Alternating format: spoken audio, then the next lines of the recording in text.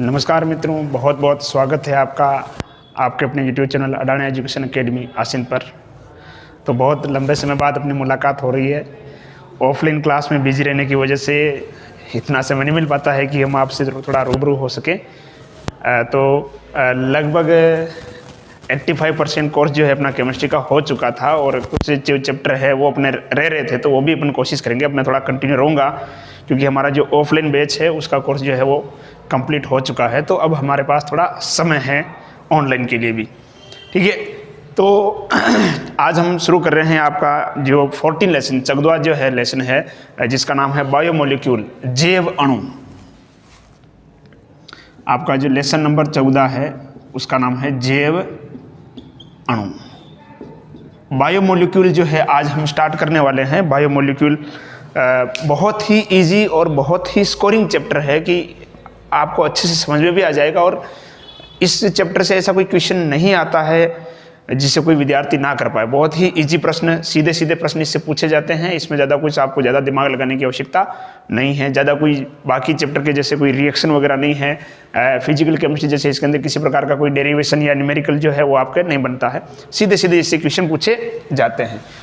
नाम से पता रहा जैव अणु, यानी जीवों के शरीर में पाए जाने वाले अणु के बारे में जो है हम इसमें बात करने वाले।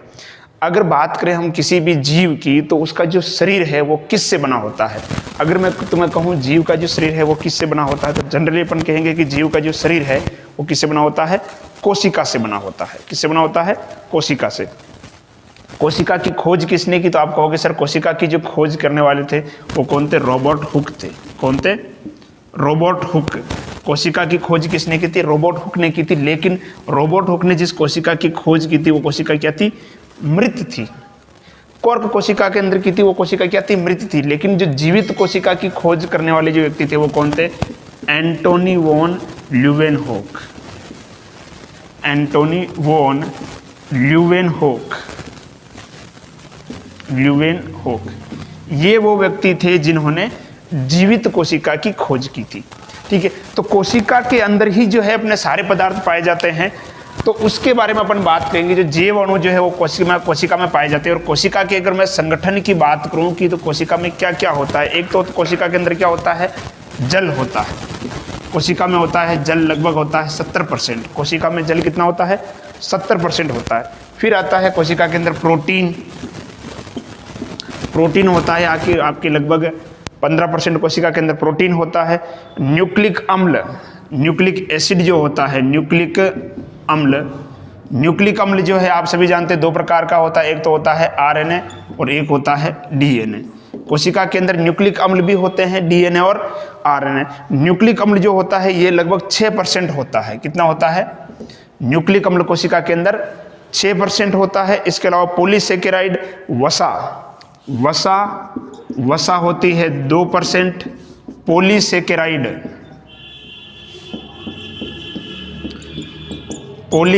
ये भी होते हैं आपके 2%। और एक आता है आपके अकार्बनिक लवण, ये होता है आपका 2 से 3%। तो ये एक जनरल आपके अपन यूं कह सकते हैं कि कोशिका का क्या हो गया, संगठन हो गया। कोशिका का संगठन, ये पदार्थ जो है कोशिका के अंदर इस क्वांटिटी में पाए जाते हैं। ठीक है, अब अपन एक एक के बारे में बात करेंगे। मेन जो आपका टॉपिक है वहां तक मैं सीधा पहुंचूंगा, इधर उधर की बातें घुमाने के बजाय मैं सीधा आपके टॉपिक पर आने का प्रयास करूंगा। जो जैव अणु है उसके बारे में अपन बात करेंगे। ठीक है, एक बार आप इसका स्क्रीनशॉट ले लो। चलो, जैव अणु की मैं बात करूंगा सीधे सीधे। जैव अणु के बारे में जो सबसे मेन जो टॉपिक आपके दे रखा है, पहला जो टॉपिक है वो आता है आपके कार्बोहाइड्रेट। जैव अणु में जो पहला जो टॉपिक है आपके वो है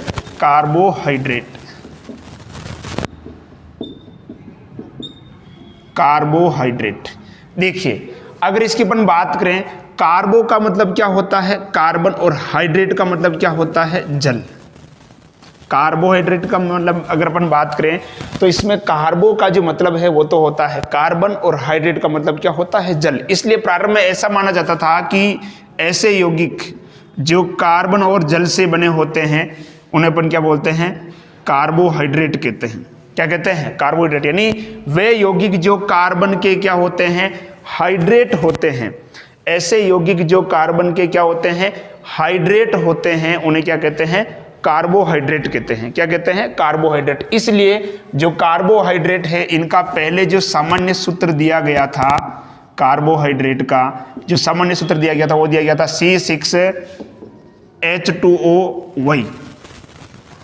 कार्बोहाइड्रेट का पहले जो सामान्य सूत्र दिया गया था, क्या दिया गया था, CXH2OY, CXH2OY, और जिसमें X बराबर क्या होता है, Y होता है। यानी जितनी संख्या X की होगी उतनी ही संख्या किसकी होगी, Y की होगी। तो कार्बोहाइड्रेट जो है इसकी जो प्राचीन परिभाषा जो थी, पहले क्या थी परिभाषा ये थी कि जो कार्बन के जो हाइड्रेट होते हैं उन कार्बन के हाइड्रेट को हम क्या कहते हैं, कार्बोहाइड्रेट कहते हैं। क्या कहते हैं, कार्बोहाइड्रेट। लेकिन इसमें भी काफी ज्यादा जोल है, तो देखते हैं कि क्या इसके अंदर जोल है, उसकी बात करते हैं। पहले एक एग्जाम्पल अपन समझ लेते हैं। मैंने कहा कि जितना x होगा उतना ही क्या होगा, y होगा। तो जैसे मैं लिख रहा हूं C6 और H2O, y की भी कितना हो जाएगा, 6 हो जाएगा, क्योंकि x और y क्या होते हैं, बराबर होते। अगर हम इसको खोलेंगे तो क्या मिलेगा, C6, अब ये 6 अंदर से गुणा हो जाएगा तो क्या हो जाएगा, C6H12O6। यानी ग्लूकोज, और ग्लूकोज एक प्रकार का क्या होता है, सभी जानते हैं, ग्लूकोज एक प्रकार का क्या होता है, कार्बोहाइड्रेट होता है। ठीक है, तो ये एक परिभाषा पहले शुरुआत में दी गई थी, किसको लेकर, कार्बोहाइड्रेट को लेकर दी गई थी, कि ऐसे यौगिक जो कार्बन के क्या होते हैं, हाइड्रेट होते हैं, उन्हें क्या कहते हैं, कार्बोहाइड्रेट कहते हैं।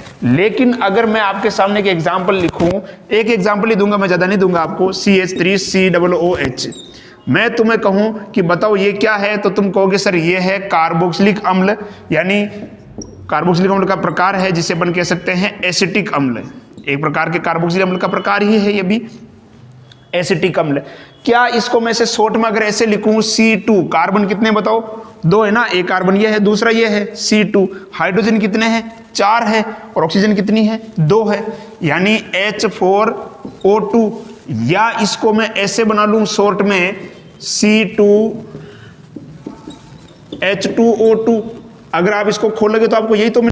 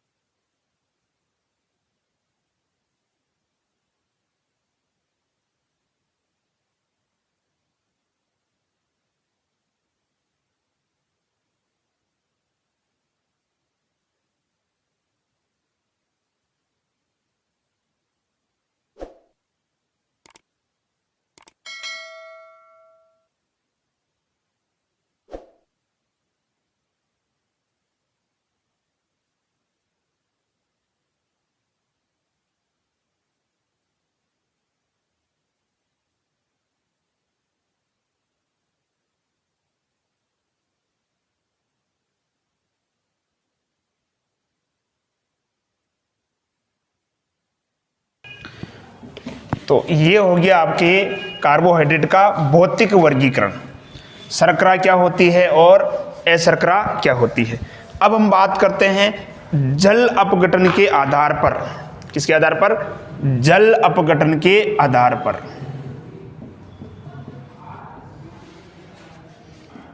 जल अपघटन के आधार पर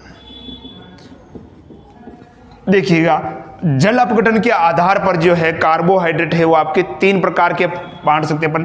पहला जो आता है वो आता है आपके मोनोसेकेराइड। क्या आता है? मोनोसेकेराइड। दूसरा आता है आपका डाइसेकेराइड।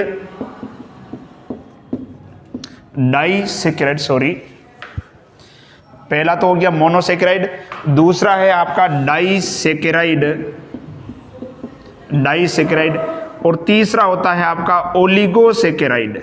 तीसरा जो होता है वो होता है ओलिगोसेकेराइड। क्या होते हैं इसके बारे में बात कर लेते हैं। देखिएगा, सबसे पहले बात करते हैं मोनोसेकेराइड के बारे में भी। मोनोसेकेराइड क्या होते हैं? ऐसे कार्बोहाइड्रेट जिनको और सरल अणु में अपन जल योजित नहीं कर सकते, यानी जिनका जल अपघटन अपन नहीं करवा सकते हैं। ऐसे कार्बोहाइड्रेट जिनको और सरल अणु में नहीं तोड़ा जा सकता है, उसे अपन क्या कहते हैं? मोनोसेकेराइड कहते हैं। ऐसे कार्बोहाइड्रेट जिसे और सरल अणु में नहीं तोड़ा जा सकता है, उन्हें क्या कहते हैं अपन? मोनोसेकेराइड कहते हैं। सर कोई उदाहरण, इसके जो उदाहरण हो जाएंगे वो आपके ग्लूकोज,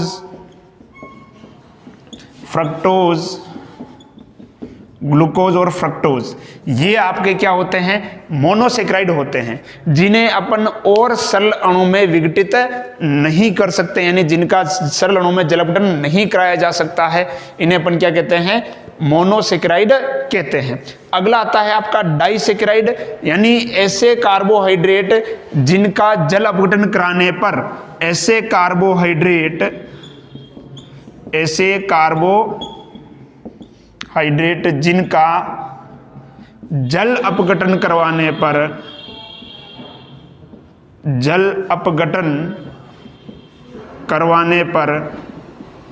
दो मोनोसेकेराइड इकाइयां प्राप्त होती है।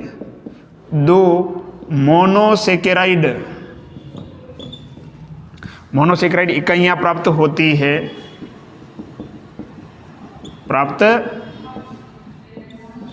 है। ऐसे कार्बोहाइड्रेट जिनका जल अपघटन कराने पर 2 मोनोसेकेराइड इकाइयां प्राप्त होती है, उन्हें क्या कहते हैं? डाइसेकेराइड कहते हैं। क्या कहते हैं? डाइसेकेराइड। ऐसे कार्बोहाइड्रेट जिनका जल अपघटन कराने पर 2 मोनोसेकेराइड इकाइयां प्राप्त होती है, उन्हें क्या कहते हैं? डाइसेकेराइड कहते हैं। उदाहरण जैसे आप ले सकते हो लैक्टोज। उदाहरण क्या हो जाएगा इसका? लैक्टोज और माल्टोज। ध्यान रखना, लैक्टोज और माल्टोज ये क्या होते हैं? डाइसेकेराइड होते हैं। इनका जल अपघटन कराने पर 2 मोनोसेकेराइड इकाइयां प्राप्त होती है। तो मोनोसेकेराइड तो किसे कहेंगे? कि ऐसे कार्बोहाइड्रेट जिनका और सरल अणु में जल अपघटन नहीं कराया जा सकता है, वो आपके क्या होते हैं? मोनोसेकेराइड होते हैं। डाइसेकेराइड किसे कहेंगे? कि ऐसे कार्बोहाइड्रेट जिनका जल अपघटन कराने पर 2 मोनोसेकेराइड इकाइयां प्राप्त होती है, उन्हें क्या कहेंगे? डाइसेकेराइड। और ओलिगोसेकेराइड किसे कहेंगे? कि ऐसे कार्बोहाइड्रेट जिनका जल अपघटन कराने पर 2 से लेकर 9 तक, है ना, 2 से 9, ऐसे कार्बोहाइड्रेट जिनका जल अपघटन कराने पर 2 से लेकर 9 मोनोसेकेराइड इकाइयां प्राप्त होती है, उन्हें क्या कहते हैं? ओलिगोसेकेराइड। और एक और होता है आपका, अगर लिखना चाहे चौथा, तो वो होता है पॉलीसेकेराइड। क्या होता है? पॉलीसेकेराइड भी आप ले सकते हैं, जिनमें आपके क्या आ जाएगा? 9 से अधिक इकाइयां आ जाएगी। 9 से अधिक इकाइयां अगर प्राप्त होगी तो उसे क्या कहेंगे? पॉलीसेकेराइड। तो एक बार फिर से बता देता हूं, मोनोसेकेराइड क्या होंगे आपके? कि ऐसे कार्बोहाइड्रेट जिनका जल अपघटन कराने पर, ऐसे कार्बोहाइड्रेट जिनका और सरल अणु में जल अपघटन नहीं हो सकता है, उन्हें अपन क्या कहते हैं?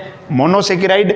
डाइसेकेराइड किसे कहेंगे? कि ऐसे कार्बोहाइड्रेट जिनका जल अपघटन कराने पर 2 मोनोसेकेराइड इकाइयां प्राप्त होती है, उन्हें क्या कहेंगे? डाइसेकेराइड कहेंगे। और ओलिगोसेकेराइड किसे कहेंगे? कि ऐसे कार्बोहाइड्रेट जिनका जल अपघटन कराने पर 2 से लेकर 9 मोनोसेकेराइड इकाइयां प्राप्त होती है, उन्हें क्या कहेंगे? ओलिगोसेकेराइड। और 2 से अधिक प्राप्त हो जाए, 9 से अधिक प्राप्त होगी 9 से अधिक होगी तो उसे क्या कहेंगे? पॉलीसेकेराइड कहेंगे। क्या कहेंगे? पॉलीसेकेराइड। अब अपन इसमें एक एक को डिटेल में पढ़ते हैं। जैसे सबसे पहला जो अपन लेते हैं वो लेते हैं मोनोसेकेराइड लेते हैं। क्या लेते हैं? मोनोसेकेराइड। मिटा दे इसको, एक एक को डिटेल में पढ़ेंगे अपन। मोनोसेकेराइड की बात करते हैं कि क्या होता है मोनोसेकेराइड।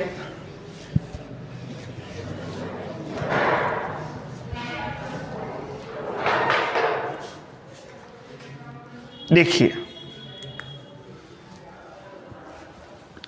मोनोसेकेराइड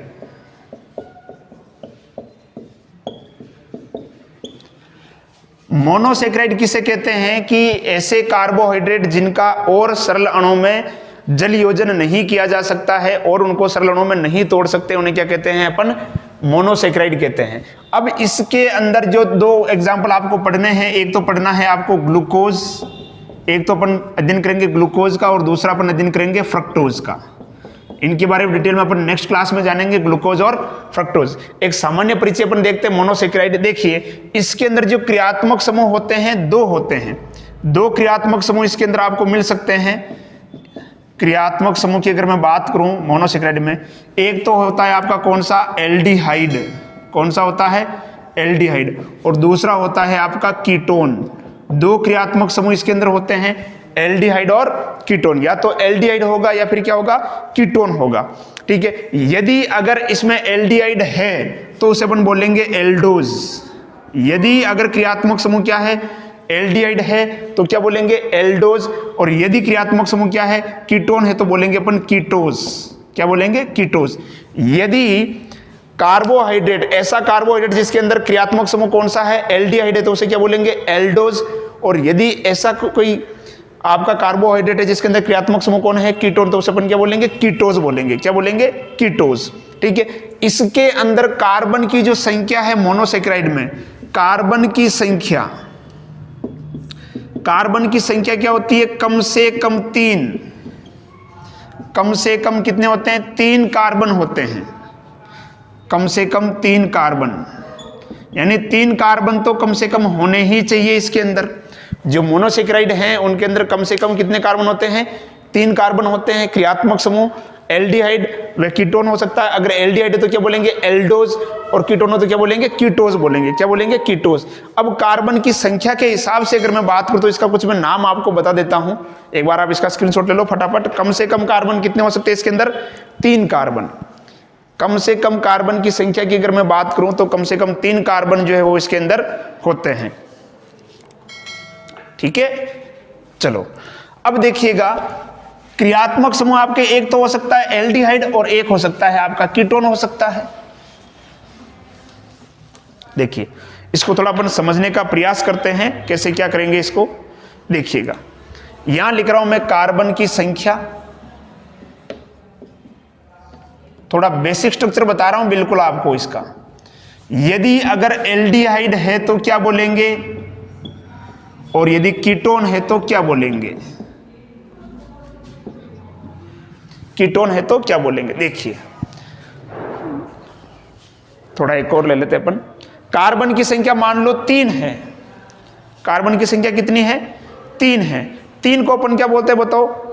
ट्राई बोलते हैं। क्या बोलते हैं? ट्राई बोलते हैं। तो यहां पर एक और लिख देता हूं मैं, नाम लिख देता हूं इनका नाम। कार्बन की संख्या 3 है तो इसको बोलेंगे ट्रायोस। क्या बोलेंगे? ट्रायोस।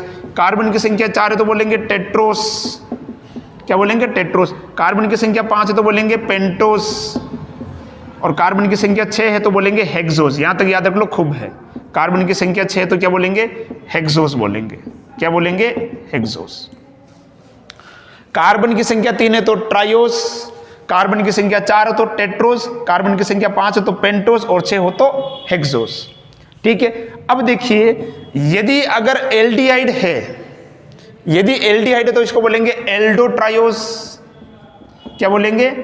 एल्डोट्रायोस। और यदि कीटोन है तो बोलेंगे कीटोट्रायोस। कीटोट्रायोस बोल देंगे। यदि कार्बन की संख्या 4 है तो बोलेंगे टेट्रोस, और उसमें अगर एल्डिहाइड है तो बोलेंगे एल्डोटेट्रोस। एल्डोटेट्रोस। और कीटोन है तो बोलेंगे कीटोटेट्रोस।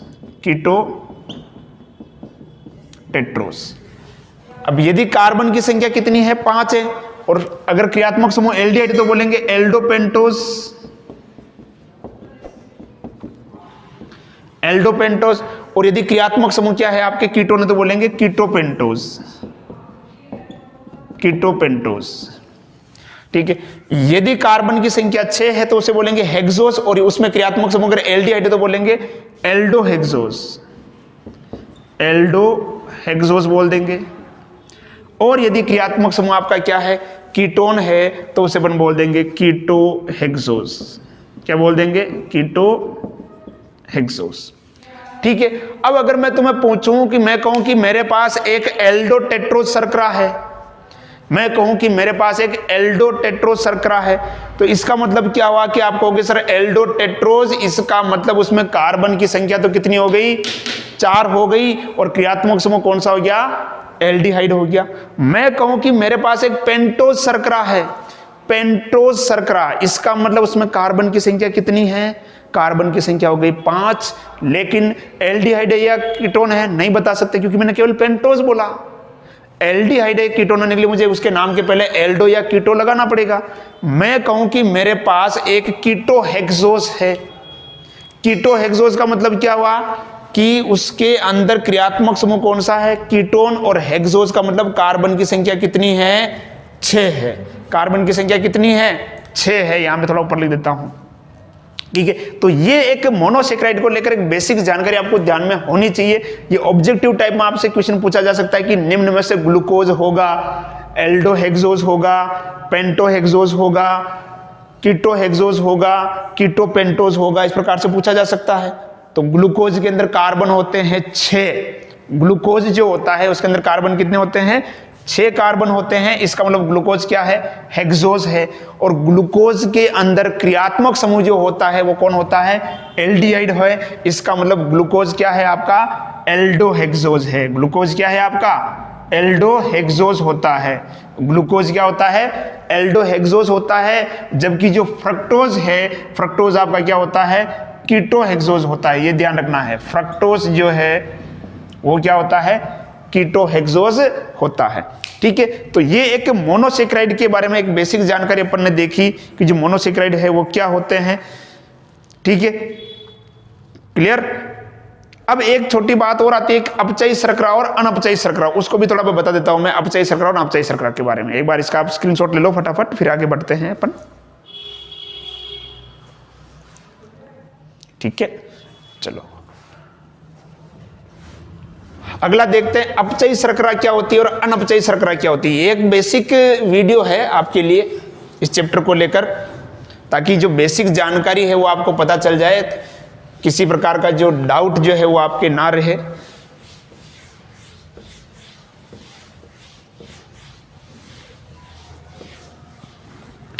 दूसरा आता है आपके अपचयी शर्करा और अनअपचयी शर्करा। एक तो आती है अपचयी शर्करा और एक होती है अनअपचयी शर्करा। ये क्या होती है इसके बारे में बात करते हैं। अपन ने जो आपका 12th चैप्टर है उसमें अपन ने फेलिंग विलयन के बारे में, टोलेन अभिकर्मक के बारे में पढ़ा था कि ऐसे कार्बोहाइड्रेट जो फेलिंग विलयन और टोलेन अभिकर्मक क्या कर देते हैं? अपचयित कर देते हैं। ऐसे विलयन या ऐसे कार्बोहाइड्रेट ऐसे कार्बोहाइड्रेट जो आपका फेलिंग विलयन और टोलेन अभिकर्मक है उसको क्या कर देते हैं? अपचयित कर देते हैं। उन्हें क्या कहते हैं? अपचयी शर्करा कहते हैं। क्या कहते हैं? अपचयी शर्करा। और दूसरा जो इसको अपचयी, ये ढक्कन गिर गया नीचे, ये बहुत। दूसरा जो है आपका अनअपचयी शर्करा। अनअपचयी शर्करा जो टोलेन अभिकर्मक और आपका फेलिंग विलयन उसको अपचयित नहीं कर पाते हैं, उन्हें कहते हैं अनअपचयी शर्करा। और अपचयी शर्करा जो टोलेन अभिकर्मक और फेलिंग विलयन को क्या कर देते हैं? अपचयित कर देते हैं, उन्हें क्या कहते हैं? अपचयी शर्करा कहते हैं। अपचयी शर्करा कौन सी हो सकती है आपके? ग्लूकोज है, फ्रक्टोज है। ग्लूकोज और फ्रक्टोज, ग्लूकोज व फ्रक्टोज, ये आपकी कौन सी शर्करा होती है? ये होती है आपकी अपचयी शर्करा। कौन सी होती है? अपचयी। अनअपचयी शर्करा कौन सी हो जाएगी? आपका सुक्रोज। सुक्रोज जो है पॉलीसेकेराइड होता है, ये आपकी क्या होती है, अनअपचयी शर्करा होती है। क्या होती है, अनअपचयी शर्करा। ठीक है, तो मोनोसेकेराइड क्या होते हैं उसके बारे में अपन ने देखा। कार्बोहाइड्रेट है उसका एक सामान्य परिचय इसमें अपन ने देखा, कि मैं इसको ज्यादा लंबी नहीं करूंगा क्लास को। लेकिन अगर बात करूं मैं आपको पेंटोज शर्करा के बारे में, तो उसमें कार्बन कितने होंगे बताओ, 5 हो जाएंगे। हेक्सोज शर्करा की बात करूंगा तो उसमें कार्बन कितने हो जाएंगे, 6 हो जाएंगे, है ना। हेक्सोज शर्करा की बात करूंगा तो कितने हो जाएंगे, 6 हो जाएंगे। ठीक है, क्लियर। अगली क्लास में जो अपन बात करेंगे ग्लूकोज को लेकर बात करेंगे। ग्लूकोज क्या होता है, फ्रक्टोज क्या होता है, ग्लूकोज की हार्वर्ड संरचना क्या होती है, फ्रक्टोज की हार्वर्ड संरचना क्या होती है। ये क्लास तो आपकी छोटी रहेगी, लेकिन अगली क्लास जो है मैं पूरी 1 घंटे की क्लास जो है मैं लूंगा। ठीक है, तब तक आप पढ़ाई करते रहें, कंटिन्यू रहें। धन्यवाद।